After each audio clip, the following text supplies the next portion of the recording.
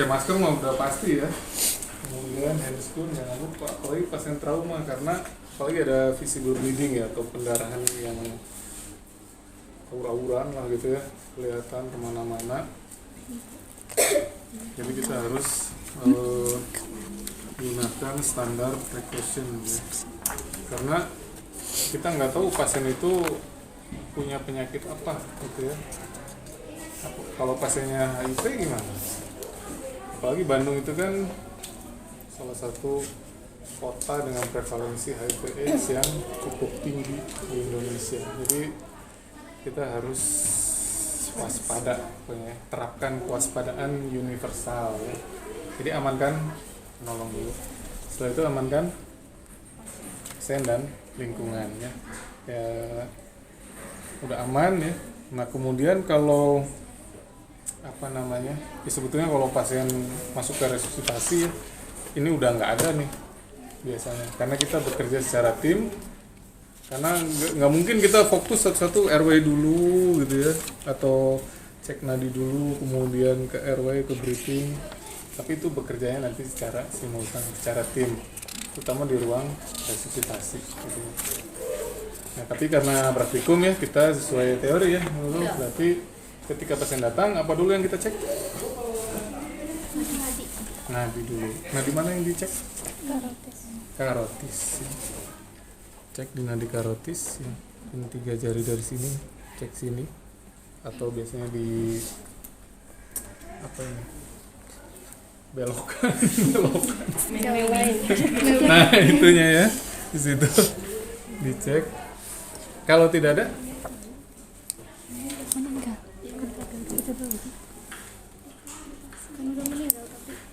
ya belum tentu. Kalau nggak ada nadi ya, kalau di algoritmanya kita lakukan RJP. Tapi sebelumnya kita inform konsen dulu ke keluarga ya, boleh diresusitasi apa enggak. Kadang kan keluarga di NR gitu ya, unit resuscitate ya, itu kita udah aja ya.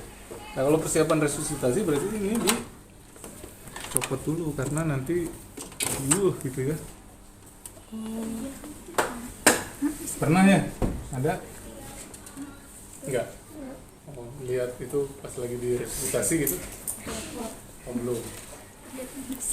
Nah cek nadi misalnya tadi nggak ada, ya tadi ya bisa diresusitasi atau enggak. Nah kalau ada? Dilanjut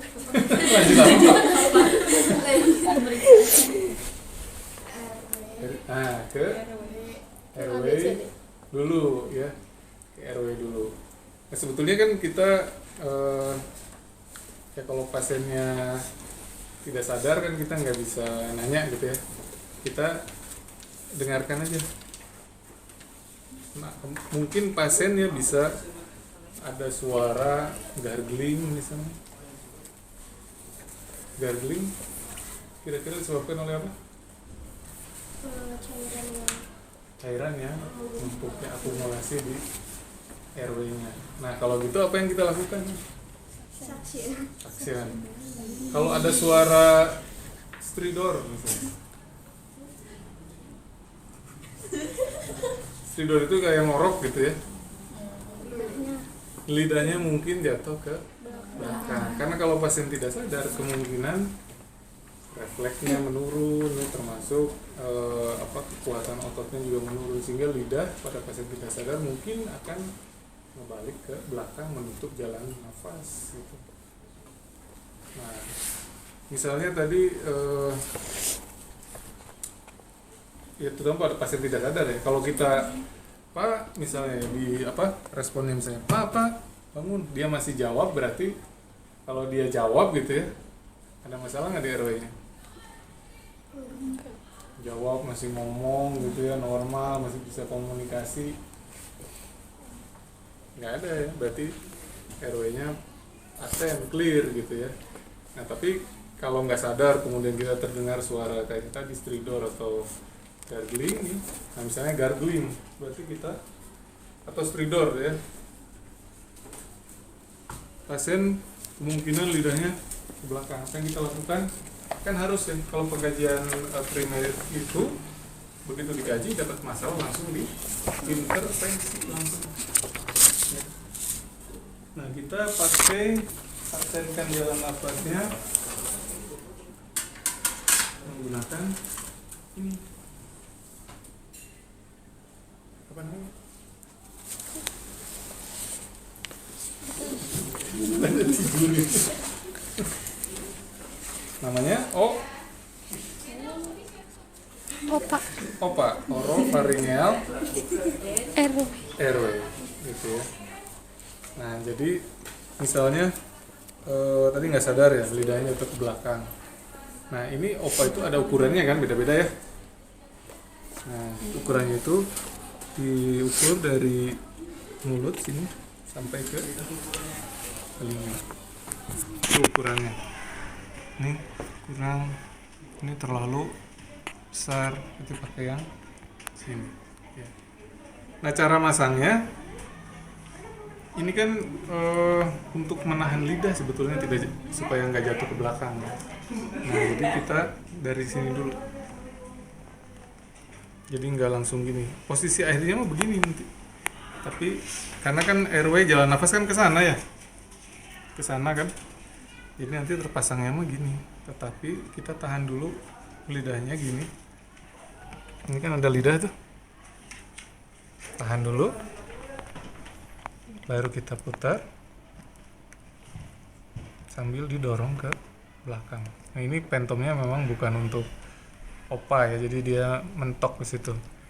Nah, seharusnya ini sampai masuk ke batas bibir. Kalau ada, nah itu kepala itu tolong ambil ini. Ini juga dilepas aja. Oh, jadi si ini aja sampai mulutnya.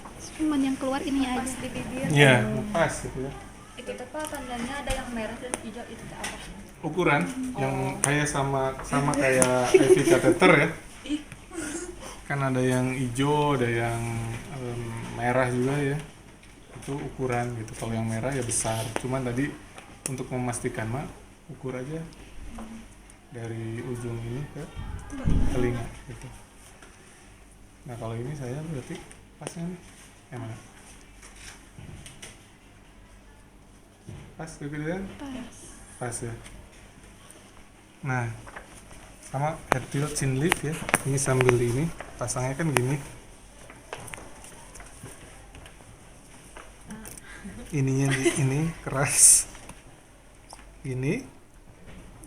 Putar. Dorong ke Oh, dorongnya tuh sampai mentok. sampai mentok gitu. Ya. Kayak dot. Nah, baru di fiksasi. Nah, tolong yang pin fiksasi nih.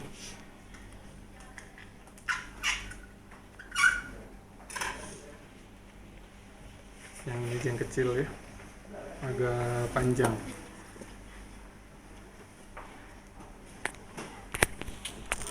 Dari sini, itu kupu-kupu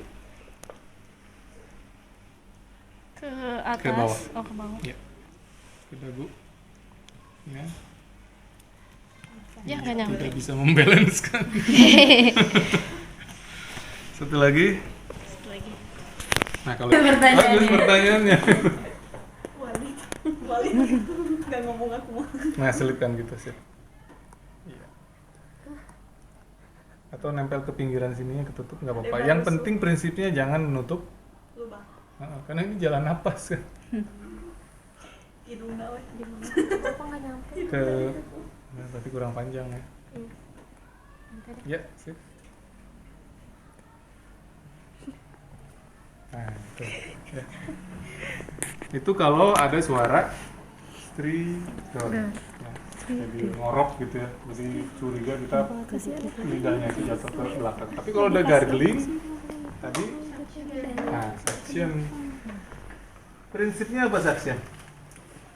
Stereo. Prinsipnya steril ya. Dan walaupun di IGD tetap Anda harus menerapkan prinsip tersebut ya. Gitu. Nah, ini salah juga bukannya bukan ini sih, nyimpen laginya tadi. Posisi itu ya, Pak. Ya, harusnya kan kalau ngebukanya steril ininya udah di luar gini kan. Kita yang nyalah. Salah. tadi piketnya.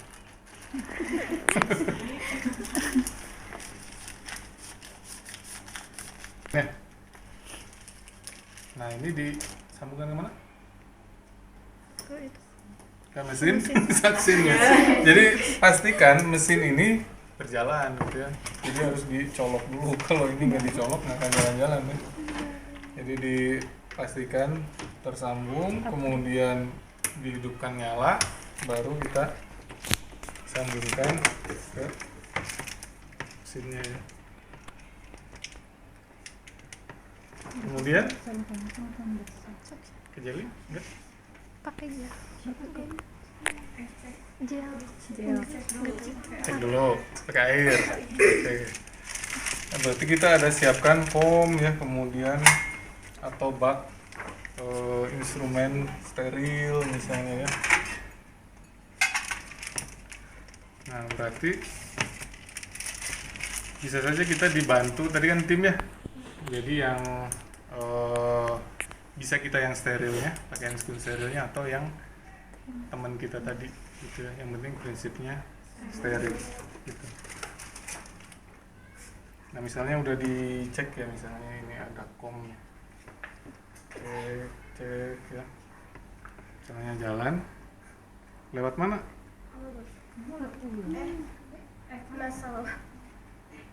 Sini, lewat sini. Samping. Ya bisa lewat mana aja yang penting. Kan cairannya di dalam ya. Bisa lewat mana aja. Jadi misalnya masukin sini dulu, terus di ini bisa gitu ya. Atau mungkin kelihatannya banyak darah dari sini. Ya pokoknya semua harus bersih gitu ya. Lewat samping misalnya. Pokoknya yang bersih, yang visible, yang kelihatan dari sini kita bersihkan. Atau ya kelihatan lah ya, udah nggak ada, kalau nggak ada cairan yang terserap, bunyinya beda kan gitu. Terus sampai bersih ya. Bapak ini kalau nggak pakai gel nggak apa-apa? Atau harus pakai gel? Harus pakai gel nggak menurun. Kalau suction Nah, suction ini Itu bukan NGT. kan dia yang menarik cairan. Bukan melicinkan masuk ke itu gitu ya. Nah kalau ini kan ujungnya di sini ya, jadi kalau ada penumpukan cairan di sini itu bisa keambil. Tapi kalau yang penumpukan cairan visible-nya misalnya di luar, ya kita bisa lewat sampingnya aja gitu ya. Nah itu udah selesai. Nah jangan buang dulu gitu ya, nanti mungkin akan dipakai lagi karena nanti kan dievaluasi lagi tuh. Jadi kalau masih terdengar kita bisa lakukan lagi intervensi gitu ya. Kita simpan dulu misalnya di foam atau di bak instrumen steril ya.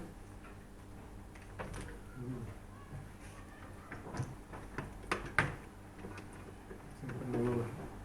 Nah itu untuk airway ya. Apa lagi yang kurang airway-nya? Necklace. Iya itu yang pertama harusnya. Lupaan.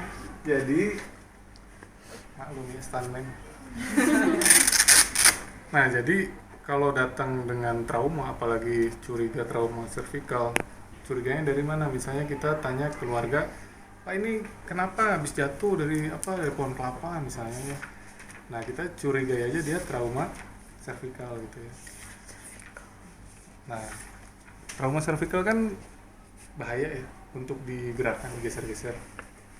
Nah jadi kita harus imobilisasi lehernya, karena cervical itu kan di leher kan gitu.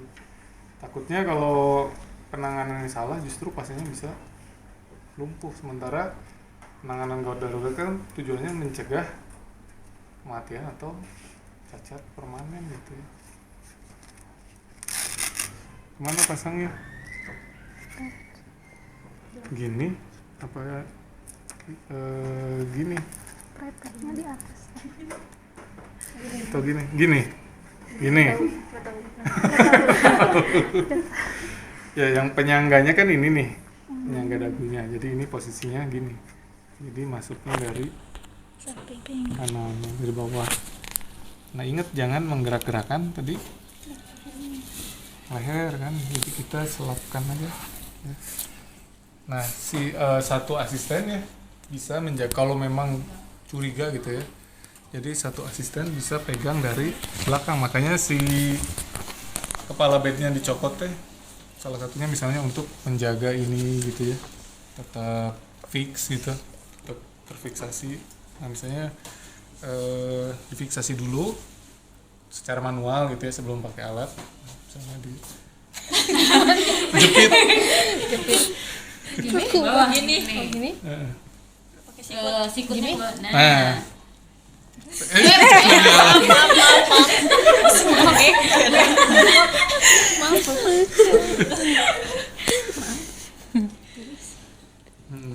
nah ini saya tadi kan udah ngelapin ya, tinggal ditarik aja, tarik sebentar. Nah ini tetap dipegang. Nah kita sapukan dari sini ke sini sampai pas gini ya. Kemudian kita fiksasi. Nah udah, baru aman. Kira-kira kenapa bolong tengahnya nih? Buat itu ya, benar ada normal ya. Jadi kalau jalan nafasnya itu ternyata karena sumbatan benda padat ya, tapi di jalan nafas udah mau ke bawah gitu ya, susah buat diambil atau gimana, atau kesulitan buat diambil di suctionnya, sementara kan paling kita nahan nafas bisa berapa lama sih? 1 menit. 7 menit? 7 menit 3 menit itu udah hebat tuh. 2 menit paling gitu ya. Nah sementara kan ya harus nafas. Nah bisa untuk tracheostomy gitu ya, makanya ada lubangnya gitu. Kemudian nah ini bisa diatur sih sebetulnya ya, ada ukurannya. Nah di sini kita buka dulu.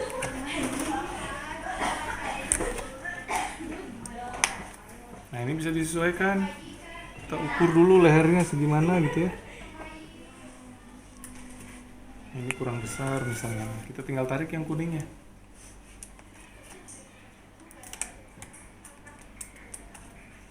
Ya.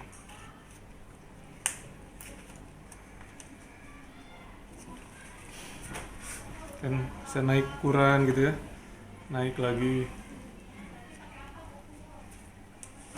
sampai paling besar misalnya.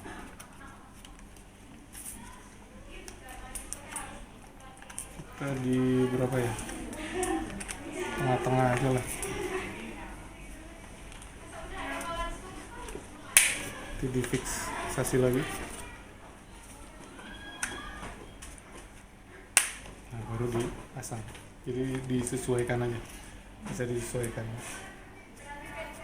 Nah ini berarti ini lebih lebar ya, kalau kesini berarti dia lebih kecil gitu ya gitu. Itu untuk RW udah ya? RW udah. Ya, cepat aja lagi biar terpasang aja.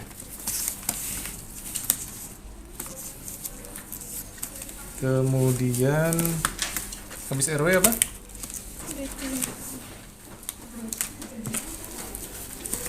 Breathing. Gimana pengkajian breathing? Satu-satu. Teknik breathing, ayo. Pengkajian primer breathing. L F ya. Look, Listen. and feel. Look itu apa? Lihat. Lihat. Jadi kita inspeksi aja. Apa yang diinspeksi, yang dilihat? Dadanya. Pergerakan dada. Terus Refleksi sama iga mukosa. Warna kulit. warna kulit boleh. Terus kesadaran mede. Jadi misalnya pergerakan dada, kita lihat simetris enggak gitu ya. Karena kalau nggak simetris ya kita curiga mungkin ada, apalagi kalau tracheanya ngegeser gitu ya, miring. Nah kita curiga ada tension, pneumo,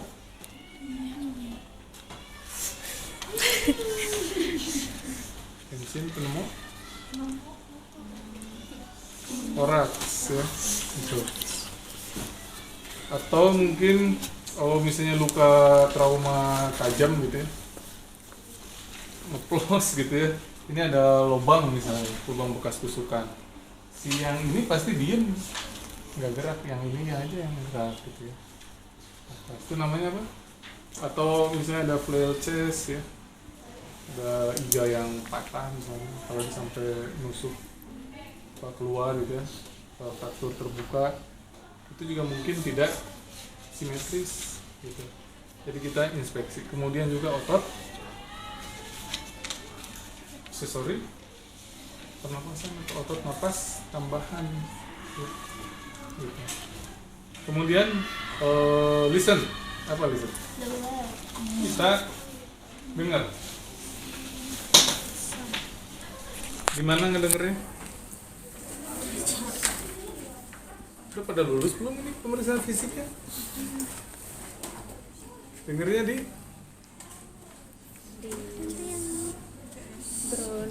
bronko vesikuler di sini kehalangan ini ya. Terus di vesikuler. Apa suara nafas yang abnormal yang bisa atau mungkin terdengar? Wheezing, kayak gimana wheezing?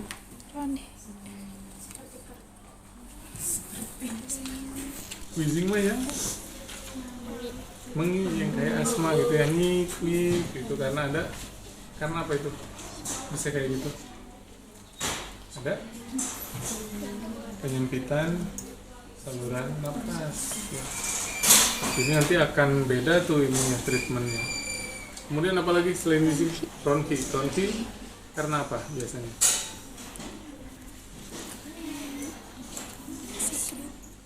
Ada sekret atau sputum yang berlebih gitu ya. Jadi akan mirip kayak gargling nggak? lebih kayak krek gitu ya, kayak gitu. Jadi pas tarik nafas atau buang nafas kayak krek gitu. Itu bronki. Ya. Karena adanya peningkatan sputum, jadi nanti penanganannya beda ya. Kemudian apalagi look, listen, feel. Rasakan gimana caranya? Gimana? Oh gini. Gini tuh. Gini tuh. Nah, benar. Bisa gini ya. Itu kalau pre-hospital biasanya gitu ya. Karena kita nggak ada alat-alat juga ya. Tapi kalau intra-hospital mungkin cukup kayak gini atau pakai tisu ya, yang ringan gitu di sini. Berarti kalau tisunya nggak gerak berarti nggak ada napas. Nah kalau nggak ada napas apa yang kita lakukan? Ya enggak lah, kalau ada napas nggak kalau nggak ada napas ada nadi. Oksigen. Nah, oksigen aja. Kita bisa misalnya pakai ini apa namanya? Ambu. Dan ini bisa disambungkan ke oksigen juga. Bisa disambungkan ke oksigen.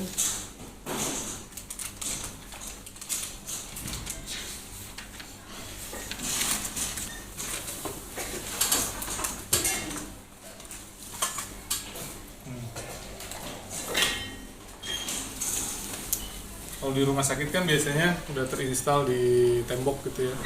Jadi kita tinggal sambungkan aja, nyalakan itunya. Kita tinggal lakukan bagging. Nah,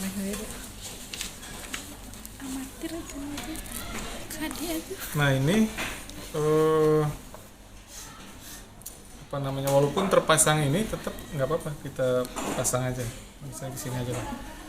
Nah prinsipnya ini kan buat yang lancip di hidung ya, karena hidung kan kecil ya, karena semua permukaan ini tuh harus menutup ke sini supaya tidak ada udara yang keluar masuk ya, supaya oksigen yang kita beri itu masuk semua, jadi nggak keluar lagi gitu, sehingga pasien bisa terbantu napasnya. Nah ini prinsipnya C E gitu ya, C, yang ini huruf E ya. Ini pegang sini, kemudian ini fiksasi yang sini ke dalam. Nah kalau sudah dipastikan misalnya tertutup semua, kita baru lakukan bagging. Berapa kali semenit?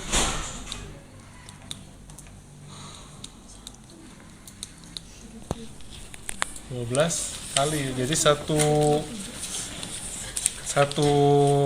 pemberian napas itu kurang lebih 5 detik. Makanya kita hitung 1.000 gitu ya. 2.000, sehingga nanti akan didapatkan dalam semenit itu 12 kali kasih nafas gitu ya. Berarti 1 menit. Jadi 5 detik 1.000.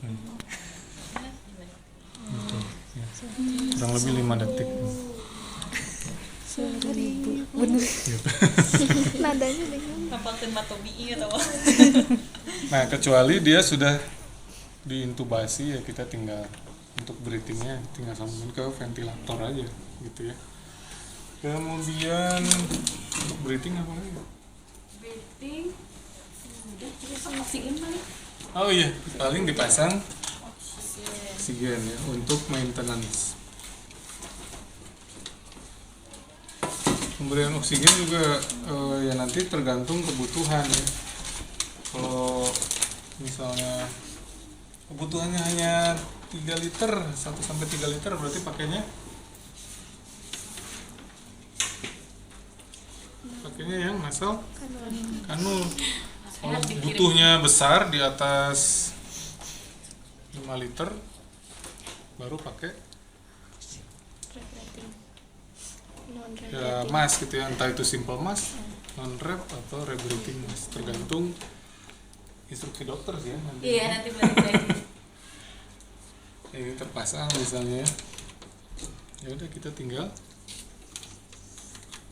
buat semuanya.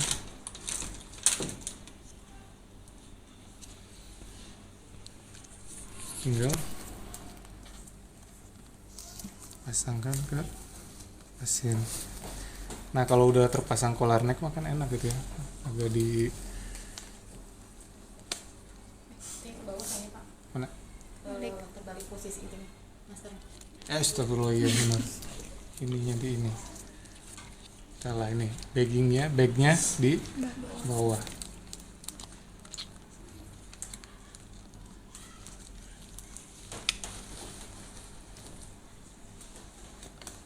Nah, kalau simple mask ya berarti kan nggak ada ini gitu ya. Ini juga sama, kalau bisa mah ini teh menutup. Jadi kalau ada ini ya dia oksigennya ngolong aja ke bawah ya. Kalau bisa yang pas. Ini juga kebesaran. Itu yang cari yang ukurannya pas ya, gitu. Itu untuk breathing. Jadi untuk setiap komponen yang bisa airway habis di itu evaluasi atau nanti ya. Oh, kalau Semuanya. evaluasi mah langsung Pak, nanti di akhir itu ada evaluasi keseluruhan. Balik lagi ya ke ABC. Jadi untuk breathing itu aja ya.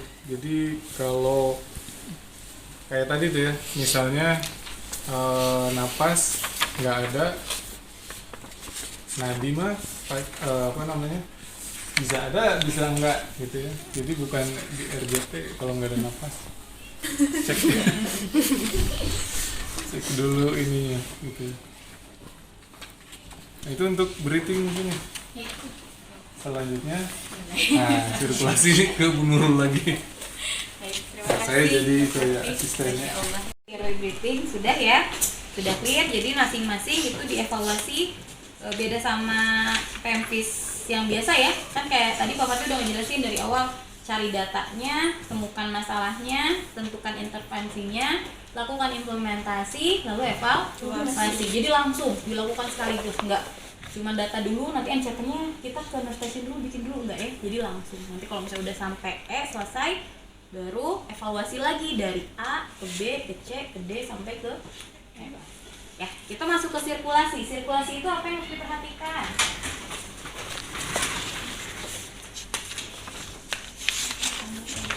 Tanda-tanda shock. Apa sih tanda-tanda shock teh?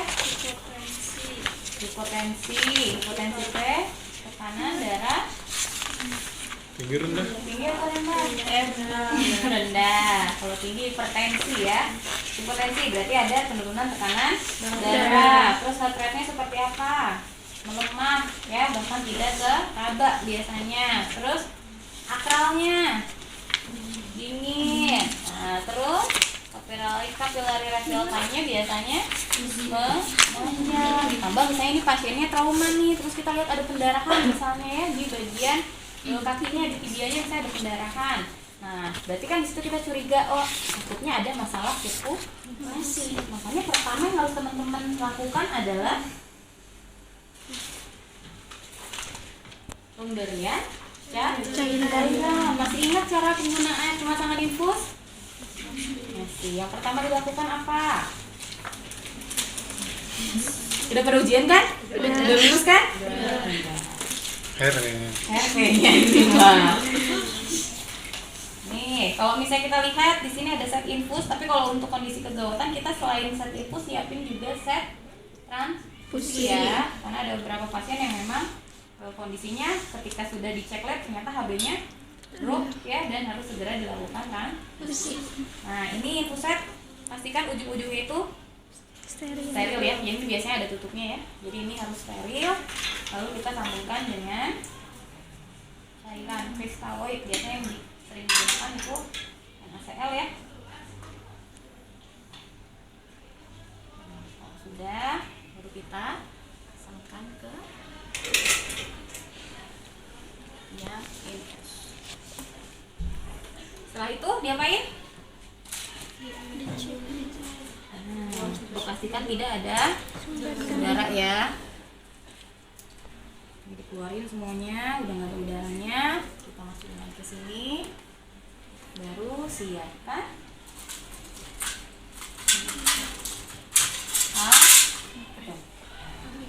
ya, betul. Kok ragu jawabnya ya? Abokes, masih ingat cara pasangnya? Ya, ini nggak akan dipasang ya, karena pentomnya bukan pentom infus. Jadi nanti teman-teman masukin, terus nanti kalau udah kelihatan ada darah ya, baru teman-teman tarik ya, jarumnya diambil, ditinggalkan si silikonnya gitu ya. Nanti baru kita sambungkan infus. Fatih mana? Oh itu, ayo naik, sini naik. Juru fiksasi. Nah, nanti pasang infus, walaupun nanti digede buru-buru ya, jangan sampai teman-teman salah posisi.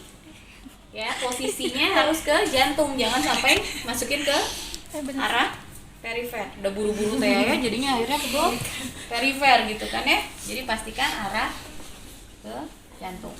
Nah, oke, sekarang kalau kondisinya tadi ya, pasien datang dengan kondisi misalnya kecelakaan lalu lintas, ternyata dia ada bleeding atau pendarahan di tibianya. Nah, kita kan nggak mungkin hanya fokus ke sini. Biasanya nanti tim itu bareng. Ada yang cairan, fokus masukin cairan, ada yang menghentikan pendarahan. Jadi jangan sampai kita fokus ke cairan tapi pendarahannya didiemin gitu ya. Ibaratnya kayak apa? Ember bocor gitu ya, kita isi terus embernya tapi dia bocor gitu. Jadi ya hilang aja gitu ya. Jadi pastikan ketika cairan masuk kita hentikan juga pendarahan. Ya, jadi lakukan bersamaan antara pemberian cairan dan. Nah, sekarang kita lihat, oh cairan udah masuk nih. Kira-kira ketika cairan sudah masuk, apa yang harus diperhatikan? Kan kita evaluasi lagi nih, tekanan darah ternyata masih turun ya, heart rate masih melemah. Apa yang harus dievaluasi? balance cairan. Caranya gimana biar kita bisa tahu? Nah, caranya gimana biar tahu yang masuk berapa, yang keluar berapa? Kan darah udah di ini tadi kan udah dibersihkan tuh. Nah, untuk tahu urin outputnya memasang kateter. Nah, ini dibutuhkan kalau misalnya di perawatan gawat darurat itu adalah teman-teman harus kritis nih. Kalau misalnya cairan udah masuk berarti kita harus ngapain ya? Kita harus tahu nih, jangan sampai cairan masuk tapi ternyata cairan ini tidak maksimal ke kapiler. Justru misalnya pas ngelihat pasiennya kok malah jadi udem gitu ya, berarti ini cairannya kemana? Atau pas pasang kateter kok urinnya nggak keluar, mana nih cairannya gitu ya. Nah, berarti kan ada indikasi apakah karena pasiennya udah shock ya, hipoksia, hipovolemik, cairannya udah kurang banget, berarti harus 2 jalur misalnya ya dikasih cairannya, atau memang tadi ada kondisi gangguan tadi ya si cairan tadi, makanya baru kita pasang kateter. Prinsip pemasangan kateter apa? Steril. Nah, karena ini tugas tim, jadi nanti akan ada tim yang jadi sterilnya. Ya, Phil. Ya, steril. Jadi nanti 1 orang jadi asistennya. Saya Nabila yang steril ya, saya yang bantu untuk siapkan alat. Nah, jadi kalaupun di IGD ya, walaupun kita berdinas di IGD, kalau tindakan yang harus steril kita lakukan tetap steril. Jadi nggak boleh sampai zolim sama pasien nih.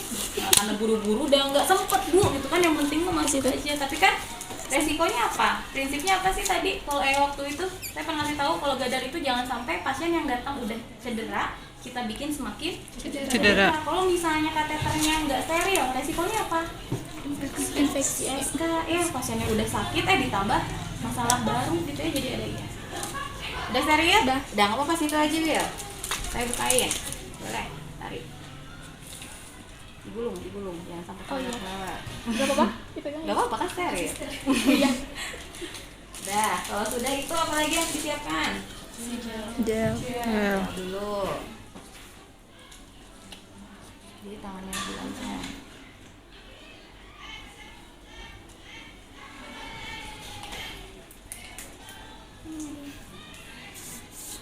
Kalau sudah, baru kita siapkan.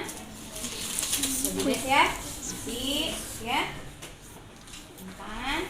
Terus apa lagi? Lalu balon. Pulpa. Kalau diisi balon sekarang nggak bisa masuk atuh ya. Pulpa, hygiene ya. Jadi jangan lupa, walaupun itu terlihat bu kan lagi darurat ya, tapi tetap ya kalau prinsipnya steril dan harus bersih ya kita lakukan walaupun sesingkat mungkin gitu ya. Pastikan ya pulpa hygiene. Setelah selesai baru siapkan urin.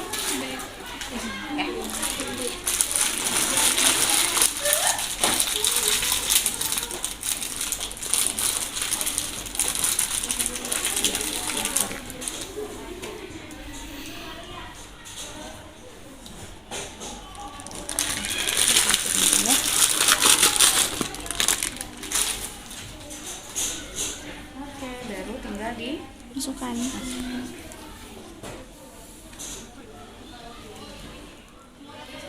Ayo, yang mana coba? Yang kedua. Oh, salah lubang ya. Ah. sendiri. Iya kan? Kata lu tuh. Kalau saya yang masang mungkin salah. Nah, kalian kan punya masing-masing ya, harus paham posisinya di mana. Ya, sampai masuk ke vagina ya. Nah, biasanya kan kalau udah dimasukin gini langsung ya. Kalau dia udah masuk langsung urinnya keluar tuh. Wah, kalau misalnya dilihat, lihat tuh langsung urinnya berapa yang keluar. Nanti dicek juga cairan masuk berapa, urin keluar berapa, gitu ya. Setelah itu baru kasih balon. Isinya air ya, bukan udara ya.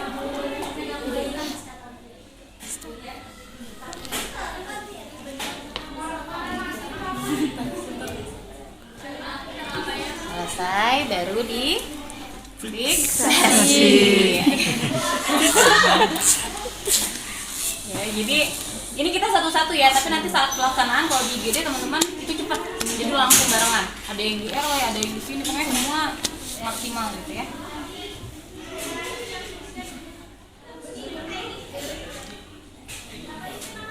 Jangan di situ, masa kateter di situ aplikasinya ya.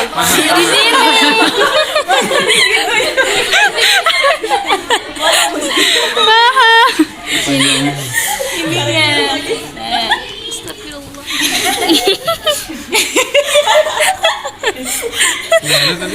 Di sini mau digulung. Apa mencelakai pasien? Oh ya Allah. Ya Allah ya Allah. NGT ya. Kirain gitu. Kalau kateter nggak di sini ya. Jadi kalau ini aman karena Lupa ya? kasih apa? Balon ya. Jadi kalau udah kasih balon biasa kita coba tarik sampai dia ngepas ya. Baru migrasinya ke area.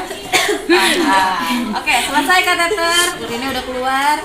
Nah, ternyata tadi di awal ketika kita lihat ini pasiennya ini cedera ya. Kalau cedera berarti ada kemungkinan benturan juga di area abdomen, ya.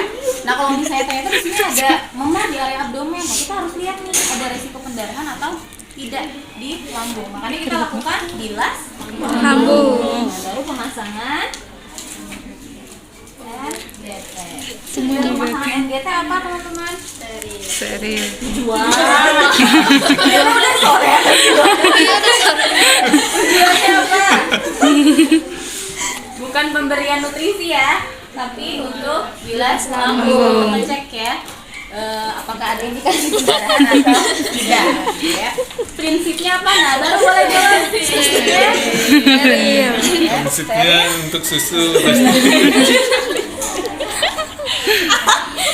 prinsipnya apa nih? Steril, bener sih. Ya pokoknya misalnya kalau misalnya NGT kalau misalnya sudah dipasang sudah dibuka, ini harus apa yang dilakukan sebelum pemasangan? Oke, bolehlah bila lagi Bel pakai handphonenya Bel. Pakai lagi? Nah yang tadi masih ada? Ada. Oke. Mau dibawa pulang. Kalian mah? Kita dari pagi ya? Iya. Habis kita jam 7. Ya disimpan di akhir gini. Bahaya juga emang. Harusnya pagi-pagi. Jadi darurat juga.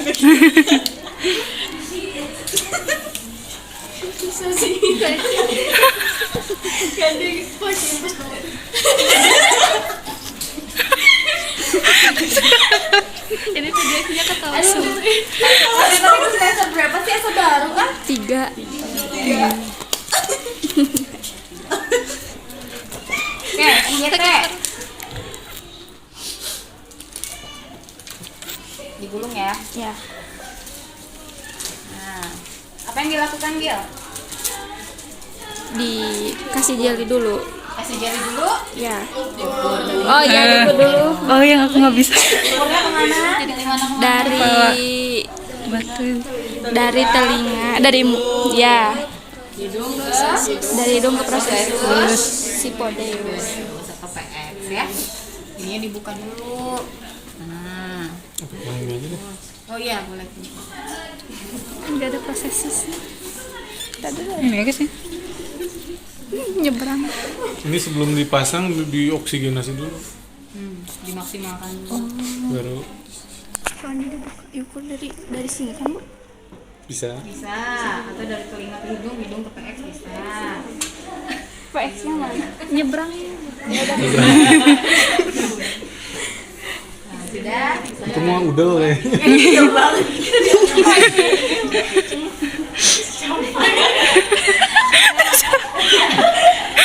Udah ya? Udah. Kasih gel. Gel. Nah, kasih gel, boleh dikasih gel. Lalu apa? Cangkotin. Jangan dulu. Masuknya nanti kemana? Siapin dulu ya. Ke sini? Gelas kulit Atau ke isi, udara, sama stetoskop. Ya, boleh masukin. Gel. Ke sini.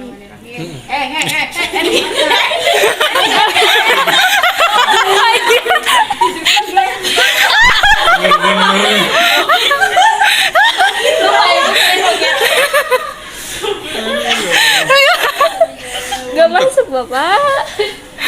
lagi. Nggak ada yang bisa. Oh, masuk. Makan apa ini tuh Pak? Gawat. Gawat 3.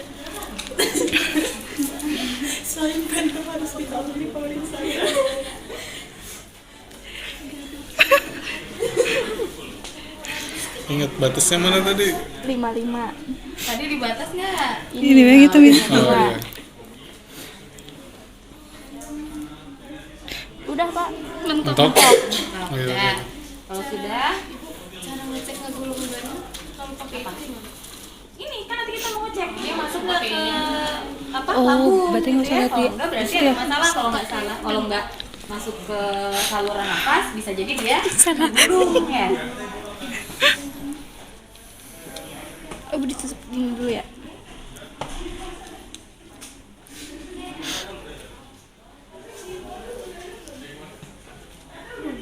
Dah.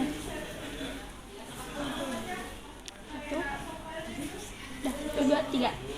Kalau ada suara berarti udah masuk ya. Nah sekarang kalau udah masuk mau diapain? Aspirasi dulu, lihat dulu ya. Ini tutupin cairannya ini. seperti Ini. apa, baru Oh, disambungin udah. dengan Enggak ini. ring bag ya. Nah lalu dilakukan bilas lambung baru disambungkan ke ring bag ya. Fix. Fiksasi. Nah kalau ini benar di hidung. Kayak jatuh itu hidung. Iya, bibir ya.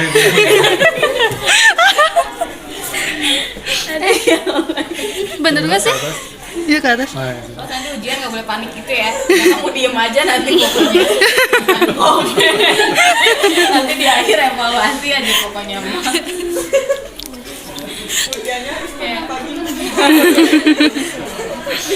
Oke. Selesai NGT. Sekarang apa lagi yang harus disiapkan? Jangan lupa kalau udah pasang NGT oksigennya langsung Pasang lagi lagi. ya. Pastikan lagi. Kalau sudah berarti sirkulasi kita evaluasi tadi ya. Evaluasinya apa? Evaluasinya apa yang dilihat? Nah, lihat lagi tanda-tanda vitalnya ya. Tekanan darahnya, nitratnya, astralnya, ya, urine outputnya, udah beres atau belum cairannya, terus pendarahannya tadi ya sudah dirujukan. Kalau sudah clear di circulation kita masuk ke disability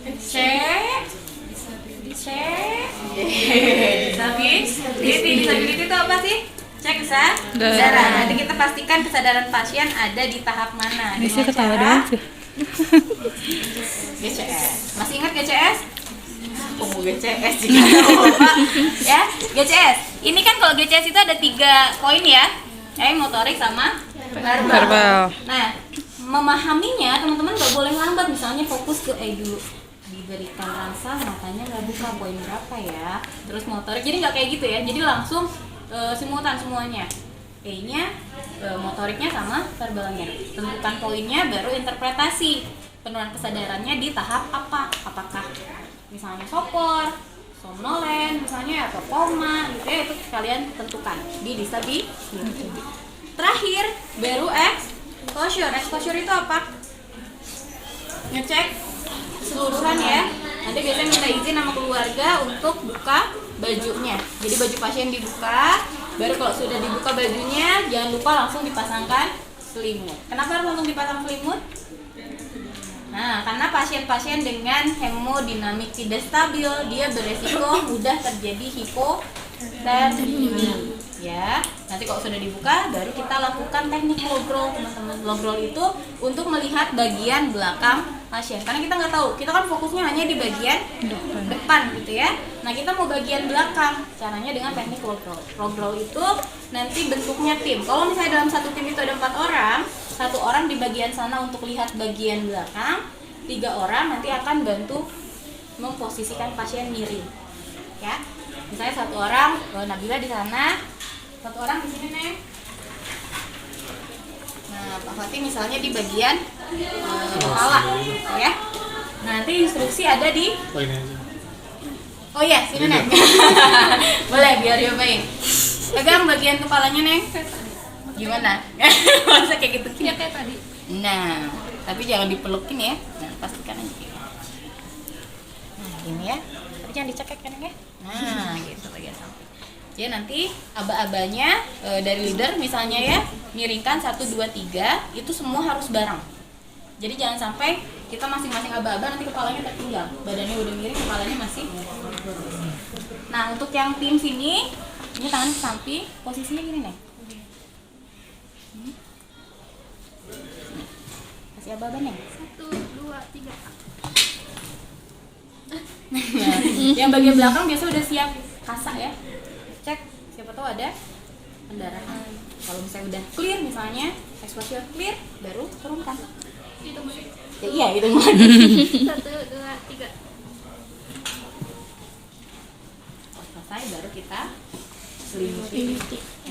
Setelah itu apa yang harus dilakukan? Ini udah beres nih sampai evaluasinya kembali lagi ke jadi kalau tim biasanya nanti leader langsung nanya ke PJ-nya ya.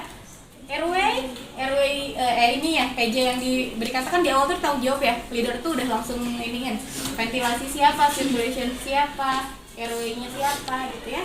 Nanti ditanya RW clear misalnya. Terus nanti yang breathing clear, circulation clear, disability dikasih tahu kesadarannya apa, exposure clear.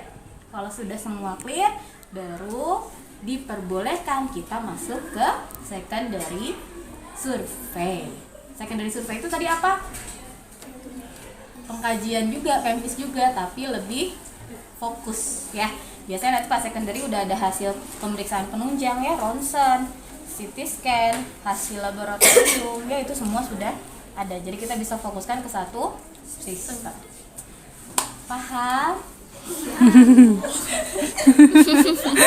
Aduh luar biasa sekali hari ini ya, gawat darurat betul ya. Itu, ada yang tanyakan dulu nggak? Cukup? Ada tambahan belum masih? Coba. Mau coba? Pasang itu aja.